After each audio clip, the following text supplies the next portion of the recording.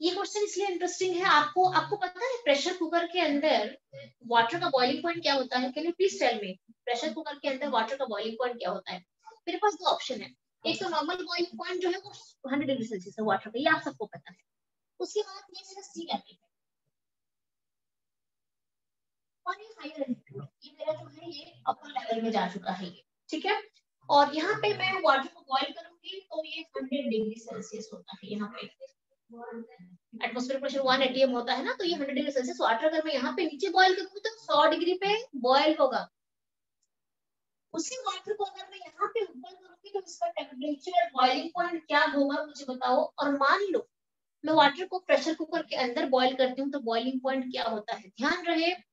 हाँ, बता सकते हो मुझे थोड़ा सा प्रेशर कुकर के अंदर क्या होना चाहिए और हायर एल्टीट्यूड पे क्या होना चाहिए? प्रेशर मैम, प्रेशर बढ़ेगा तो बॉइलिंग पॉइंट कम होगा। किसके अंदर, कहाँ पे? मैम हाई ऑल्टीट्यूड में तो बॉइलिंग पॉइंट बढ़ेगा क्योंकि प्रेशर कम होता है, और प्रेशर कुकर में नहीं नहीं नहीं नहीं नहीं नहीं नहीं अर्पित, ये फिर गलत जा रहे हो तुम, फिर वही गलत जा रहे हो। हाई एल्टीट्यूड में प्रेशर घटेगा ना, प्रेशर घटने के साथ साथ बॉइलिंग पॉइंट भी घटता है, एटमॉस्फेरिक प्रेशर घटेगा ना। अब जब ऊपर चढ़ोगे तो यहाँ पे जितना प्रेशर है एटमॉस्फेरिक प्रेशर ऊपर घट जाएगा, एटमॉस्फेरिक प्रेशर घटेगा नहीं। यहाँ पे ऊपर चलते चलते आपको पता है ना कि ऊपर प्रेशर घटता है, प्रेशर घटने के साथ साथ फूड जो है वो जल्दी बॉयल हो जाता है। आपको मैंने बताया था कि जब ऊपर हम चलते हैं तो प्रेशर घट जाता है, और प्रेशर अगर घटता है तो प्रेशर घटने के साथ साथ क्या होता है, बॉइलिंग पॉइंट घट जाता है, इसीलिए फूड जो है वो जल्दी बॉयल हो जाता है और इम्प्रॉपर बॉइलिंग होता है, जिसे हम कहते हैं कि वो इंडाइजेशन क्रिएट करता है। मैम अगर कुकर में तो हाई प्रेशर बनेगा ना, तो फिर बॉईल कुकर के लेट होगा अंदर क्या थोड़ा। होता है, कुकर के अंदर क्या होता है, मैम कंसेप्ट फिर बॉयल उल्टा। भी तो जल्दी होगा। सुनो, कुकर के अंदर क्या होता है, कुकर के अंदर बॉइलिंग पॉइंट बढ़ जाता है, ये आप सबको पता नहीं है, मैं आपको बताती हूँ।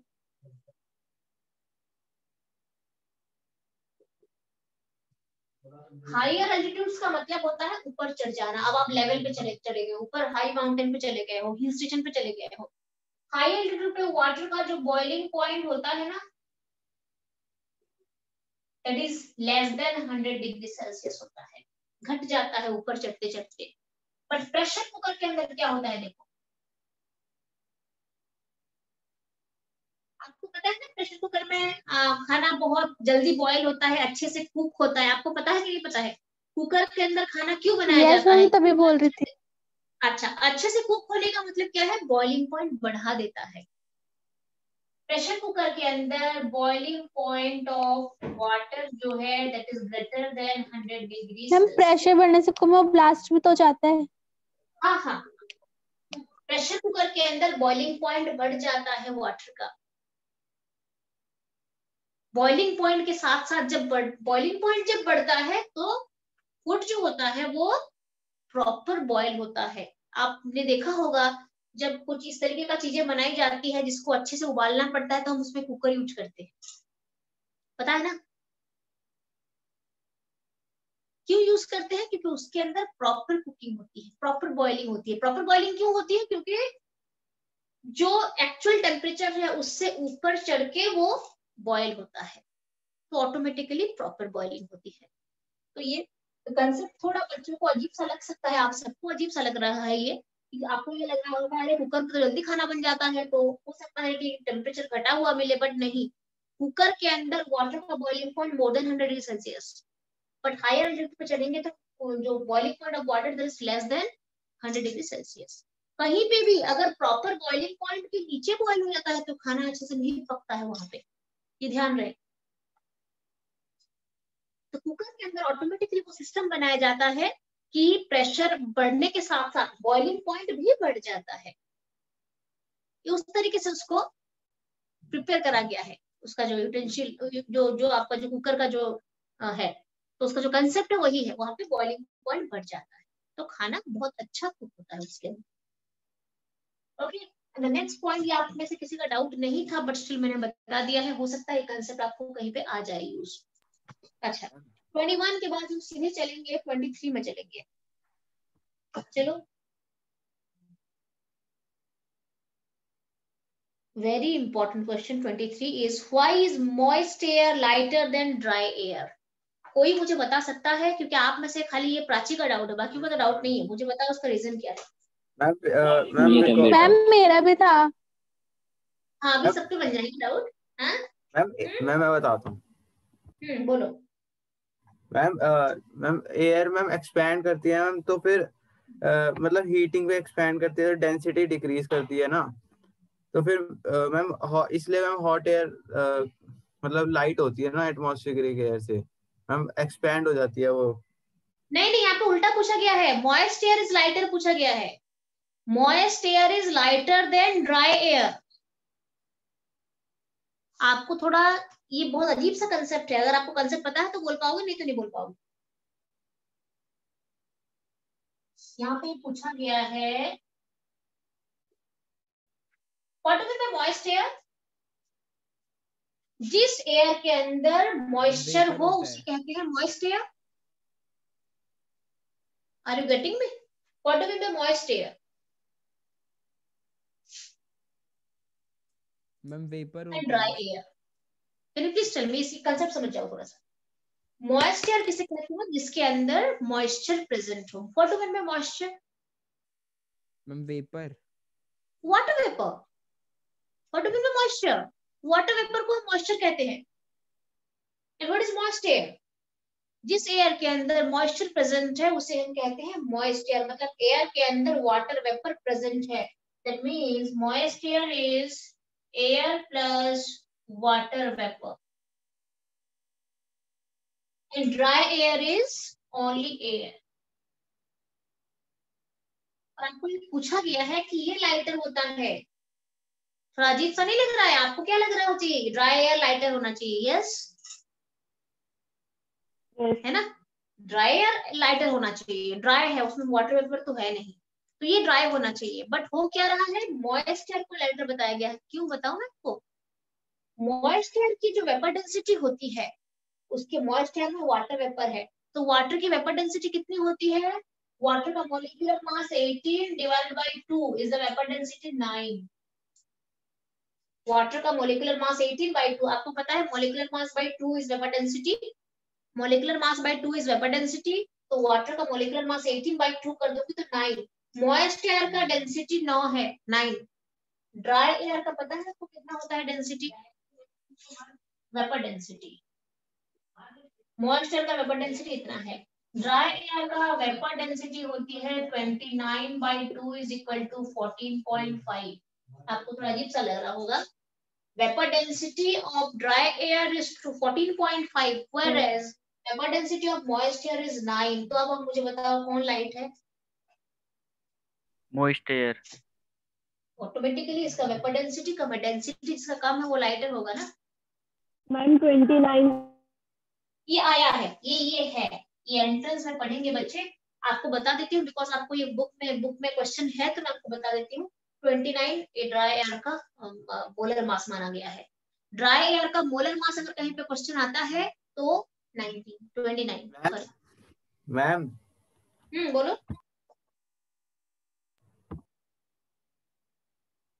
मैम ड्राई एयर का कोई फॉर्मूला नहीं होता? जैसे मॉइस्ट एयर का तो हमने निकाल लिया H2O के साथ।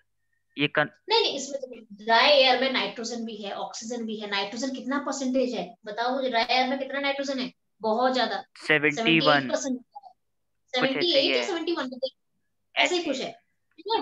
हाँ, तो ऑटोमेटिक आप ड्राई एयर को कैलकुलेट करो ना। नाइट्रोजन का मोलिकुलर मास 28 होता है। नाइट्रोजन का, नाइट्रोजन N2 गैस का मोलिकुलर मास कितना होता है? 29। तो उसके पास पहुंचता है वो 29 किया जाता है उसको। और उसके अंदर और भी कई सारी गैसेस हैं। ड्राई एयर में ऑक्सीजन भी है, ऑक्सीजन भी है। नाइट्रोजन के बाद तो ऑक्सीजन का ज्यादा अमाउंट होता है ना। नाइट्रोजन है ज्यादा, उसके बाद ऑक्सीजन ज्यादा है। तो ऑक्सीजन का तो मोलिकुलर मास 32 होता है। उन सबको कैलकुलेट करते हुए हम अगर चेक करते हैं तो 29 बैठता है ड्राई एयर का मोलिकुलर मास।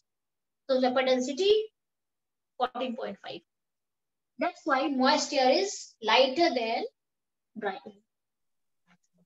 अगर चार्ल्स लॉ के हिसाब से देखा जाए तो मैम डेंसिटी तो फिर हॉट वो मतलब इसकी ड्राई एयर की कम होगी ना, अगर चार्ल्स लॉ से देखा जाए, दोनों को हीट किया जाए मैम वॉल्यूम उसका बढ़ेगा तो मैम डेंसिटी। आपको हीट का कांसेप्ट दिया ही नहीं गया है। आपको बोला गया है एक जगह पे मॉइस्ट एयर है, एक जगह पे ड्राई एयर है। आपको बोला जाता है कौन लाइटर है अभी, moist air dry air. Lighter कौन है कैसे पता चलता है? एक पीस ऑफ वुड लाइटर है या एक आयरन का रॉड लाइटर है? मैम अगर आपके वेपर कैसे बने? किसका? मैं समझ नहीं पाई ये मैम क्या हुआ? मैम मॉइस्ट एयर कैसे बनी फिर? नहीं नहीं, मॉइस्ट एयर है कोई टेम्परेचर पे रखा गया है जिसमें कि मॉइस्ट है, मतलब वास्तव में वाटर वेपर है। तो वाटर वेपर की डेंसिटी आपको सामने मैं बता तो रही हूँ, वाटर वेपर की डेंसिटी 9 होती है। और ड्राई एयर जितना भी एक्सपेंड करे उसके अंदर नाइट्रोजन है, ऑक्सीजन है, सब कुछ है, उसका वेपर डेंसिटी 14.5 है। अब दोनों को हीट करो ना, क्या प्रॉब्लम है? ये भी हीट होगा, ये भी हीट होगा, दोनों को हीट करो, ये भी हीट होगा इसमें। अच्छा वाटर वेपर है ना, वेपर का मतलब गैस होता है ना, तो ये भी एक्सपेंड करेगा, ये भी एक्सपेंड करेगा। कंसेप्ट यहाँ पे डाल देना है, जिसका मास ज्यादा होता है, मोलिकुलर मास या वेपर डेंसिटी जिसकी ज्यादा होती है वो हेवियर होता है। सिंपल कंसेप्ट है। मॉइस्ट एयर, हमें ऐसा लगता है कि अरे मॉइस्ट एयर है तो भारी होना चाहिए या हैवी होना चाहिए, नहीं ऐसा नहीं कंसेप्ट है। मॉइस्ट एयर लाइटर होता है, क्लियर है? मॉइस्ट एयर लाइटर होता है। डेंसिटी आपको साफ दिखा दिया मैंने यहाँ पे, इसकी अपर डेंसिटी 9, इसकी अपर डेंसिटी 14.5 है। ठीक है, ओके। अच्छा क्वेश्चन नंबर 23 अच्छा क्वेश्चन तो चला गया है मेरा। उसके बाद बाकी सब तो छोड़ दो, सिंपल सिंपल क्वेश्चन है, छोड़ दो। अच्छा बहुत अच्छा question 28 is a very good question, बहुत अच्छा अच्छा अच्छा क्वेश्चन है। अच्छा क्वेश्चन नंबर 28 पे चलते हैं। यहाँ पे Why is glycerol more viscous than water? Glycerol जो है वो वाटर से ज्यादा विस्कस क्यों है? बता सकते हो? मैंने आपको कुछ कुछ चीजें बताया था मैंने कि मैम बिकॉज सरफेस डेंसिटी ज्यादा होती है। surface tension proportional to hydrogen bonding proportional to 1 by temperature, ठीक है। एंड विस्कोसिटी के लिए मैंने आपको क्या क्या बताया था? डेंसिटी और हाइड्रोजन बॉन्डिंग। और प्रोपोर्शनल टू 1 बाय टेम्परेचर ये भी होगा, और प्रोपोर्शनल टू डेंसिटी भी होगा। 3 चीजें मैंने बताया था, ठीक है। अब यहाँ पे मुझे पूछा गया है कि जो ग्लिसरॉल है ज्यादा विस्कस है वाटर से, क्यों है?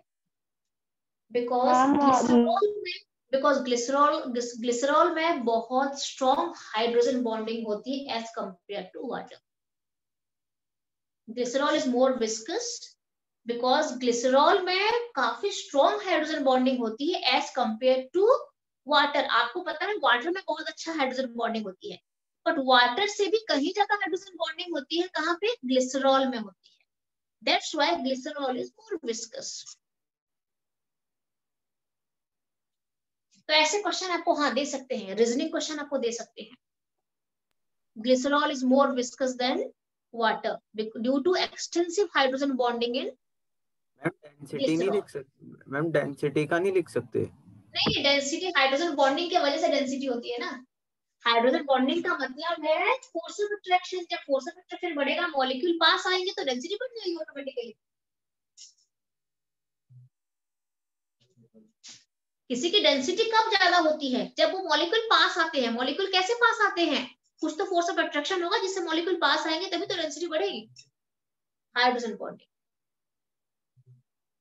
यहाँ पे अगर आप डेंसिटी लिख के आंसर आ जाओगे तो 0 मार्क। आपको मेन कंसेप्ट पे जाना है, हाइड्रोजन बॉन्डिंग, ठीक है। अच्छा 28 बहुत अच्छा क्वेश्चन है। उसके बाद हम चलते हैं ma'am 29।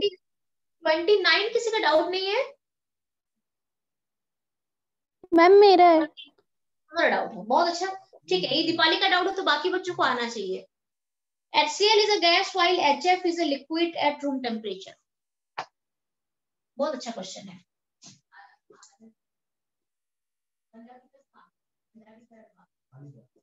HCl is a gas but HF is a liquid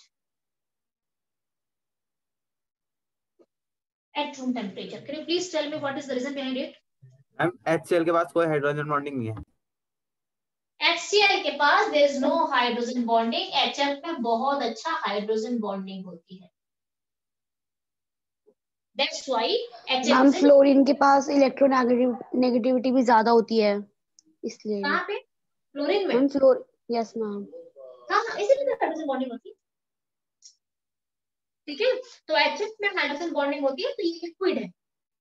HCl में नहीं होती है, तो ये गैस है। इसके मतलब और क्वेश्चन आ सकता है, H2S is a gas whereas H2O is a liquid. Same reasoning देनी है आपको। H2S is a gas whereas H2O is a liquid. H2S ये बहुत frequently asked question है, but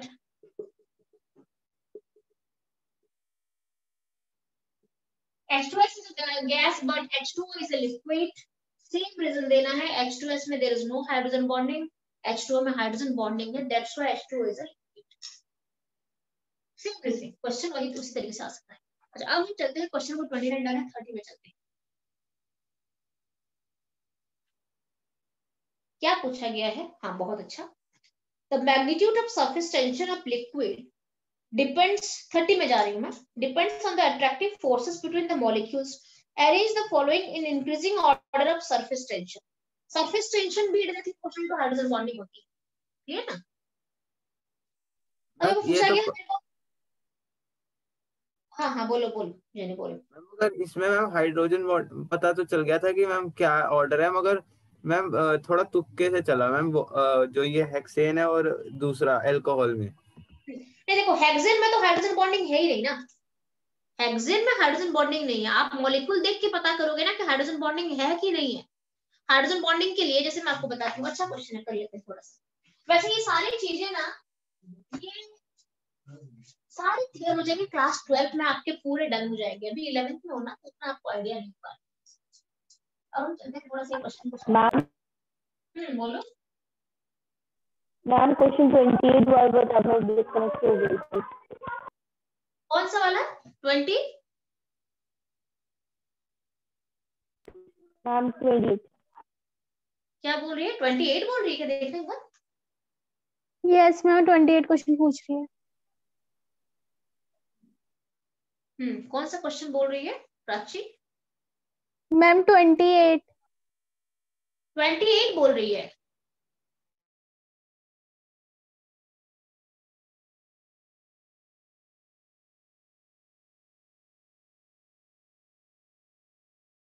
मैम आपकी आवाज नहीं आ रही।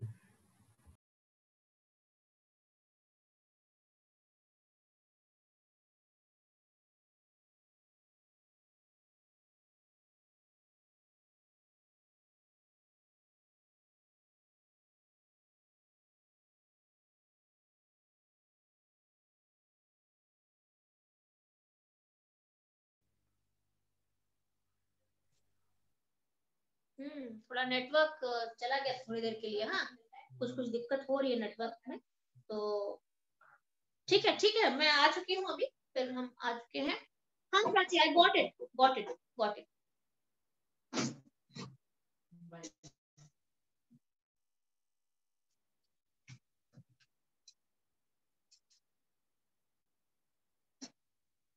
ठीक है, तो ग्लिसरॉल और वाटर में ग्लिसरॉल ज्यादा विस्कस है, बिकॉज ग्लिसरॉल में ज्यादा हाइड्रोजन बॉन्डिंग होती है as compare to water.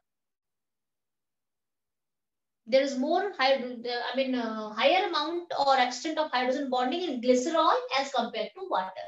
That's why glycerol जो है वो ज्यादा विस्कस होता है। ठीक है प्राची, आगे बढ़ते हैं हम। क्वेश्चन नंबर 30 में मुझे ये मिला है, वाटर मिला है, अल्कोहल मिला है। कोई भी एक अल्कोहल हम ले लेते हैं। अल्कोहल का फॉर्मूला यही होता है, ताकि बहुत सारे अल्कोहल के फॉर्मूले होते हैं, बट मैंने सबसे सिंपल अल्कोहल लिया है। और एक बोला गया है मुझे हेक्सेन बोला गया है। हेक्सेन का जो फॉर्मूला है यहाँ पे ये लिखवाया गया है। सीधा जो हेक्सेन होता है मेरा, ये होता है C6H40 होता है हेक्सेन। यहाँ पे थोड़ा और एक्सटेंड करके दे दिया गया हेक्सेन को। एक वाटर है, एक अल्कोहल है और एक हेक्सेन है। और पूछा मुझे ये गया है कि बताओ इसका जो क्या पूछा गया है, increasing order of surface tension पूछा गया है। Surface tension is less proportional to hydrogen bonding. That means in तीनों में से जिसमें हाइड्रोजन बॉन्डिंग सबसे ज्यादा होगी उसका सरफेस टेंशन सबसे ज्यादा हो जाएगा। ठीक है, हाँ डेफिनेटली। तो सबसे देखो इसमें तो हाइड्रोजन बॉन्डिंग नहीं है, भूल जाओ। कहाँ पे है यहाँ पे आपको पता है हाइड्रोजन बॉन्डिंग के लिए नाइट्रोजन या फ्लोरीन या ऑक्सीजन में से कोई एक तो होना चाहिए, लेकिन यहाँ पे तीनों में से कोई भी नहीं है हेक्सेन में। There is no hydrogen bonding. सबसे कम सरफेस टेंशन रहेगा इसका, हेक्सेन का सबसे कम सरफेस टेंशन रहेगा। उसके बाद नेक्स्ट इससे थोड़ा ज्यादा हाइड्रोजन इसमें तो है ही नहीं, हाइड्रोजन बॉन्डिंग किसमें होता है उसके बाद सबसे मैक्सिमम हाइड्रोजन बॉन्डिंग होती है वाटर में, आपको पता है एक्सटेंसिव हाइड्रोजन बॉन्डिंग वाटर में होती है, तो इसका सरफेस टेंशन सबसे ज्यादा हो जाएगा। और इसका हाइड्रोजन बॉन्डिंग थोड़ा कम होता है एज कम्पेयर टू वाटर, तो ये रहेगा बीच में और सबसे ज्यादा हो जाएगा वाटर का सरफेस टेंशन। मैम समझ नहीं आया। हाइड्रोजन बॉन्डिंग का जितना ज्यादा एक्सटेंट होगा, जितना ज्यादा हाइड्रोजन बॉन्डिंग होगा सरफेस टेंशन उतना बढ़ जाएगा। तो यहाँ पे हाइड्रोजन बॉन्डिंग तो बिल्कुल भी नहीं है, तो इसका सरफेस टेंशन सबसे कम दिया मैंने। उसके बाद यहाँ पे थोड़ा बहुत हाइड्रोजन बॉन्डिंग है, तो इसका सरफेस टेंशन फिर उसके बाद रहेगा। इसमें सबसे ज्यादा हाइड्रोजन बॉन्डिंग है, तो इसका सरफेस टेंशन सबसे मैक्सिमम रहेगा वाटर का। तो मैंने ऑर्डर बता दिया, सिंपल ये वाला लॉजिक डालना है, ठीक है। अच्छा क्वेश्चन है, ठीक है। अच्छा अब हम चलते हैं 31 से लेके 40 तक के, मुझे डाउट पूछ लो फटाफट से। मैम बोलो। मैम वो जो बी होता है उसमें वैन डर वाल इक्वेशन में मैम वो इसका एक बार बता दो मैम, वो क्या मेजर करता है? Volume of gas molecule. Volume कोई भी मॉलिक्यूल का, जैसे ये अमोनिया है ना, ये कितना ऑक्यूपाई कर रहा है वॉल्यूम, वो बताता है बी। उसका वॉल्यूम कितना है, अमोनिया का एक मॉलिक्यूल का वॉल्यूम कितना है वो बताता है बी।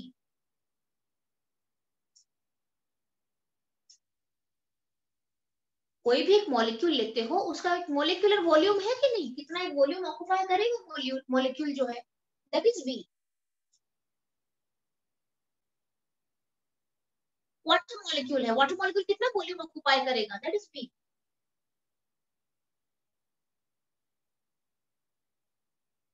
ये सीधा किसी का भी वॉल्यूम को मेजर करता है बी। तो जो बड़ा साइज का मॉलिक्यूल होगा उसका वॉल्यूम बहुत ज्यादा हो जाएगा, ऑटोमेटिकली बी भी बड़ा हो जाएगा उसके लिए। आपको बोलेंगे H2, आपको बोलेंगे H2 और O2, इन दोनों में किसका बी बड़ा है, कौन ज्यादा वॉल्यूम ऑक्यूपाई करेगा? H2 का छोटा सा साइज है उसका, तो H2 तो H हाइड्रोजन छोटा होता है, उसका 2 भी अगर लेते हैं तो कितना वॉल्यूम ऑक्यूपाई करेगा। और ये O2 है, O2 का साइज बड़ा हो गया थोड़ा सा, इसका वॉल्यूम ज्यादा हो जाएगा O2 का, ये ना। ओके अच्छा उसके बाद 31 से लेके 40 तक के मुझे फटाफट से आप डाउट बता दो। पढ़ते चलो और बताते चलो।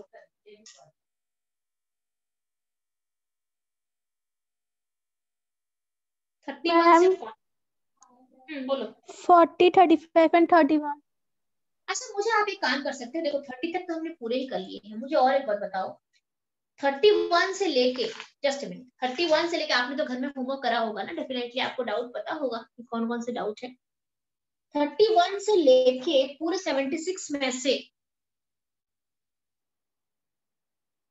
हाँ ठीक है तुम्हारा एग्जाम है जागृत, अभी खत्म करूंगी मैं, अभी खत्म कर रही हूँ। देखो ये जो लास्ट वाला क्वेश्चन है ना, लास्ट पेज होमवर्क का लास्ट पेज में चले जाओ, बेहतरीन क्वेश्चन है उसमें, लास्ट पेज में सारा numerical, critical temperature, highly conceptual question है। तो मुझे और एक बात बताओ तो 30 तक तो मैंने करा दिया है, 31 से लेकर 76 में कौन कौन सा डाउट है मुझे बताओ पहले। अच्छा हुआ काफी छोटी छोटी चीजें जो है आज हमारे सॉल्व हो चुके हैं, यहाँ पे जो कंसेप्चुअल क्वेश्चन माने जाते हैं उसको हमने सॉल्व कर लिया है। बाकी मुझे बताओ आउट ऑफ 31 से लेके 76 के अंदर कौन कौन सा डाउट है आपका, मुझे बताओ। 31 से लेके 76 के अंदर आपने करा होगा घर में होमवर्क? Yes ma'am. कौन कौन सा डाउट है मुझे बताओ, फिर मैं देखूंगी। मैम 31, 40, 35 आगे रुक के बताती हूँ। 31 है, 40 है, 35 है, बाकी बच्चे भी बोलो। And then ma'am 45 ma'am 38 37। बहुत अच्छा। मैम मेरा भी 38 था। 38 ठीक है। मैम 50। 76 क्वेश्चन का मतलब लास्ट पीरियड में तो बहुत अच्छा क्वेश्चन है। 50 बोल रहे हो? यस, मैं थोड़ा देख लूं ना कि आपका डाउट कैसे बन रहा है, किस तरीके का डाउट है। हेम सबरी, तुमको डाउट नहीं है?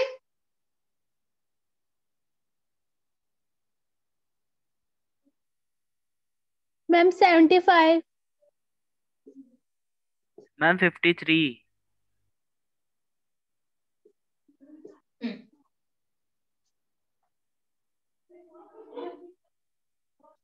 और स्कूल में ये जो आपको मैंने क्वेश्चंस दिया है ना, इसके अंदर से कहीं से भी एग्जाम में दे सकते हैं।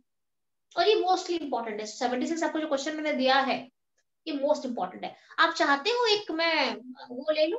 आपने स्टेट सब्जेक्ट का टेस्ट दिया है क्या, या नहीं दिया है बिल्कुल भी? नो मैम, नहीं नो दिया। नो मैम नहीं नहीं दिया। एक भी नहीं दिया ना? एक भी नहीं दिया ना बच्चे? एक भी नहीं दिया स्टेट सब्जेक्ट का, है ना? नो तो मैम। मैं आपके लिए बनाती हूँ, आपको मैम बनाती हूँ एमसीक्यू 46। टेस्ट में रेडी कर दूँ। 46 कब दोगे मुझे बताओ। अभी तो आपको मैम बोला आप 71 एंड 72। मैम कल या परसों कभी भी ले लो। मुझे बता दो। मैम परसों ले लो। मैं बिल्कुल भूल गई हूँ कि इस चैप्टर का टेस्ट नहीं हुआ है, अभी खत्म हो गया ना चैप्टर। मैम कल ले लो, कल दे देंगे। कल दोगे? कल पेपर मैम दोगे? बना परसों दूं ले मैं? लो। Yes ma'am. मैम कल तो टाइम नहीं होगा ना, फिर 4 बजे मैम से कल नहीं 5 मैम। बजे मैम फिर कल तो आपकी मेरे क्लास होगी। मैथ का भी टेस्ट है। आज मैम तो क्या? परसों ले लो, बट मैं फ्री हूँ। संडे अच्छा मैम, संडे। नहीं नहीं, बहुत दूर है, इतना मैं थोड़ी वेट करूंगी। मैम बहुत दूर है। परसों ले लो फिर। मैम परसों ठीक है। आज ट्यूसडे थर्सडे। है जैने, आज ट्यूसडे है, तुम संडे की बात कर रहे हो। उसके बीच में मैं कल से रिडॉक्स स्टार्ट कर दूंगी, सोच रही हूँ। अगर ये यस डाउट मैम। मुझे, ये बहुत इंपॉर्टेंट डाउट है ना, मुझे लग रहा है कि थोड़ा सा करा दूं, ऐसा लग रहा है मुझे। तो मैं एक काम करती हूँ, कल अगर आप लोग डिसएग्री हो रहे हो तो मैं परसों को टेस्ट फिक्स करती हूँ, फिर परसों चलेगा? Okay ma'am. Yes ma'am. ठीक है। आपको कल थोड़ा सा, क्योंकि मुझे पता है कल आपका सारी क्लासेस होती है, ठीक है? तो फिर आप कल वेडनेसडे है तो थर्सडे को फिर आप खाली मेरी क्लास रहेगी शाम को, तो चलेगा? आप बाकी टाइम फ्री दे सकते हो टेस्ट, ठीक है? तो थर्सडे को आपका टेस्ट है स्टेट सबमेटर का। और बाकी ये जो डाउट है मैं देखूंगी पहले कि किस लेवल का डाउट है। अगर बेहतरीन डाउट है तो मुझे सॉल्व कराना ही पड़ेगा जैसे भी करके, क्योंकि दे सकते हैं एग्जाम में। और हर एक बार मैं और एक बार बोलती हूँ, जब आपको होमवर्क दे दिया जाता है तो खाली एक दो बच्चे होमवर्क नहीं करेंगे, सारे बच्चों को होमवर्क करना है, सारे बच्चों को होमवर्क करना है, अगर आपको अप टू डेट होना है तो। अब आप बोलो मुझे नेक्स्ट डाउट बोलो। मैम 63 भी है। ठीक है, काम करना किसी कोई ना, ये जो डाउट है ना इसका कोई एक क्लिक ले लो और मुझे सेंड कर देना व्हाट्सएप पे, ठीक है? अर्पित, इसका क्लिक ले लो एक बार, यस मैम। ठीक है? हाँ, आप मुझे भेज देना, मैं देखूंगी आपका डाउट कैसे बने, क्योंकि ये बहुत इंपॉर्टेंट क्वेश्चन माने जाते हैं। मैम मेरे 66 भी है। 66 ठीक है, बहुत अच्छा, देते चलो आप, कोई दिक्कत पहले नहीं। लिख लेते हैं ना सारे डाउट। हाँ ये है ना, ये हो गया मेरे पास, तुम इसका क्लिक ले लोगे तो व्हाट्सएप में डाल दोगे, मुझे मिल जाएगा।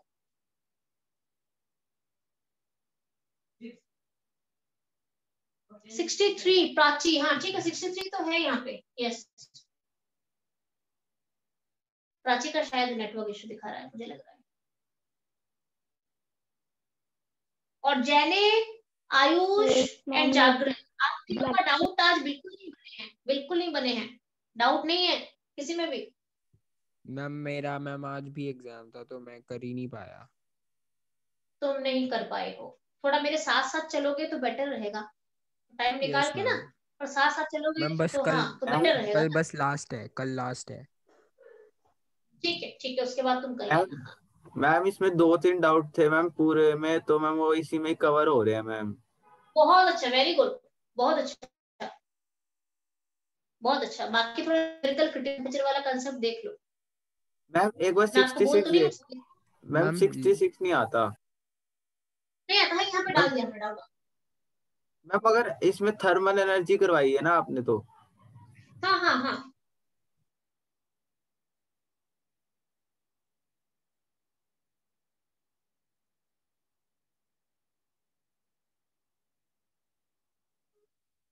इतने ही डाउट है 76 में या और भी है?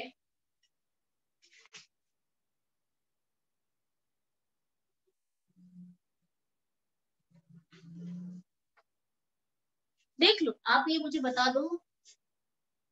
हाँ ये जाने क्यों ना लीव डाले, कल तुम्हारा पेपर है, तुम लीव कर जाओ, और बाकी बच्चों का डाउट मैंने कलेक्ट कर लिया है, ठीक है? मैम मेरे पास इतना ही है। ठीक है, तुम्हारे भी डाउट इसी के अंदर आ गए हैं, बहुत अच्छा, वेरी गुड। ठीक है, किसी दिन टाइम मिले हाँ मेरे भी तो इतने मैं ही है आपका, बस। तुम्हारे इतने डाउट है, बहुत अच्छा। अगर आपने करा है और आपने अच्छे से छांट लिया है तो इसी के अंदर आपके डाउट आते हैं, वो ये क्वेश्चन इसका क्लिक ले लो और मुझे व्हाट्सएप में डाल देना। मेरे पास टाइम अगर बना तो मैं, हो सकता है आपको, मुझे क्लास देनी पड़ेगी, वैसे दे दूं तो शायद अच्छा है आपको। मैं देखती हूँ कल आपका रिडॉक्स स्टार्ट करने वाली हूँ मैं, और अगर ये डाउट है और फटाफट हो जाएगा तो थोड़ा कर लेते हैं हम, फटाफट हो जाएगा। क्लियर है? तो आज मैं क्लास रखूं, फिर 10 बजने वाले हैं, बच्चे को भी, बच्चों का पेपर भी है, छुट्टी करें फिर? मैम एक और लिख ही लो 69 वाला। हाँ अरे बोलो ना, क्या प्रॉब्लम है, बोलो जो डाउट है बोलो मुझे। डाउट कभी भी जमा के थोड़ी रखना है, डाउट मतलब पूछ लेना है आपको। तो 69 भी मेरा डाउट आ गया है, ठीक है? और बाकी फिर मैं, मैम एक बार 66 एक बार अभी डिस्कस कर लो। कौन सा सारे करेंगे? सुनो आज मैं भी थोड़ा जल्दी में हूँ, 10 बजने वाला है, तो सारा करेंगे। जने मैं आपको ये मत सोचो कि ये सब डाउट रह जाएगा और मैं आगे बढ़ जाऊँ, कभी नहीं। ये सारे सॉल्व करके हम जाएंगे। हो सकता है मैं कल ही करा दूं, पहला सेशन में ये करा दूं और फिर दूसरे सेशन में रिडॉक्स स्टार्ट कर दूं, सोच रही हूँ मैं कल। ठीक है, कल आपकी थोड़ी लंबी क्लास अगर मैं लूँ 2 घंटे का चलेगा, आपको कोई दिक्कत नहीं है कल? Yes ma'am, no problem. कल अगर आपको दिक्कत नहीं है तो ओके मैम। लंबी क्लास हो जाती है, कोई चैप्टर खत्म होने के बाद, फिर खत्म होने के बाद रिडॉक्स स्टार्ट कर दूंगी कल। और आज आपको